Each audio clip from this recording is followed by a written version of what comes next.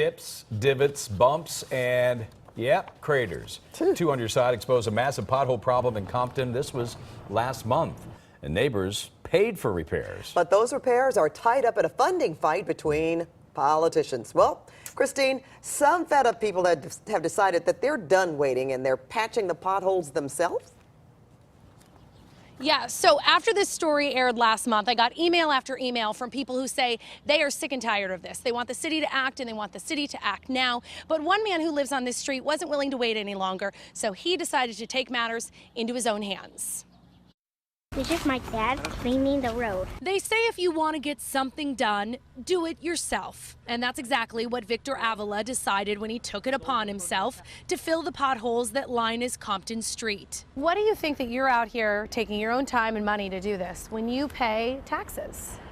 Well, I'm mad because they're not doing nothing about it. Victor says he spent about 3 hours one weekend a month ago putting gravel into the deep potholes. His youngest son helped pack them, and his oldest son manned the cell phone. The city does not want to do it.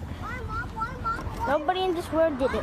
Oh, yes. His wife posted the videos to Facebook yesterday. They've now been shared more than 2,000 times. I wasn't going to post it, but my friends told my wife, I post it, maybe it'll go viral or something, and maybe they'll do something about it. Last week, our Two on Your Side investigation showed you the deplorable condition of Compton streets. And we asked city leaders what was being done to fix them. The city council had an opportunity to accelerate funding and to pave as many streets as physically possible within a short amount of time, and they decided not to. The mayor blamed the state of the streets on the council, and this councilman blamed another city leader. The biggest problem that we're having is that our projects are being stuck in the city attorney's office. 2 years ago, the voters of Compton approved Measure P, which the mayor says generates about $10 million in sales tax annually to fix city streets. Maybe 95% of the streets are messed up. Have you seen your tax dollars at work? No. We reached out to the mayor today, and her office tells us Victor's Street and 21 others are slated to be repaved this month in a $1.6 million road and sidewalk repair project. Victor says it's about time. And you say Compton, all they think is the worst. I live happy here, but with these potholes, that's the only thing that bothers me. Now, after Victor filled these potholes, the city did finally come and put some extra stuff over it to kind of hold it in there so that when it rains, it wouldn't wash away. But this won't be forever. This doesn't last very long, just about 6 months. So again, the mayor says this street and many others through the neighborhood will soon be repaved, and that should happen soon. They say the project's been delayed because of the rain, but they do expect it to start in the next 2 weeks. I told the residents who live here that, and they just say, well, we'll believe it when we see it. Back to you.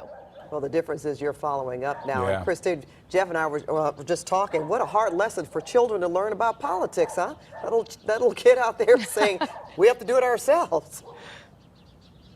Yeah, you know, but it also says, look, if you're not happy with what's going on, take matters into your own hands. You know, obviously you want to be safe, but I think it also sends a message to the city having that online that your residents are unhappy, and if you're not going to do it, they're going to do it, and that's pretty embarrassing. So hopefully this gets things moving. It's embarrassing the kids could do it on their own, right? Take out the wheelbarrows and do it. Out of the mouths of babes. Christine, thank you so much. We certainly know you'll keep an eye on that story, of course. Well, can Two on Your Side help you out? Email twoonyourside@cbs.com and tell us about your problem, or tweet us. Just use the hashtag #2OnYourSide, and Christine will see what she can do to help you out.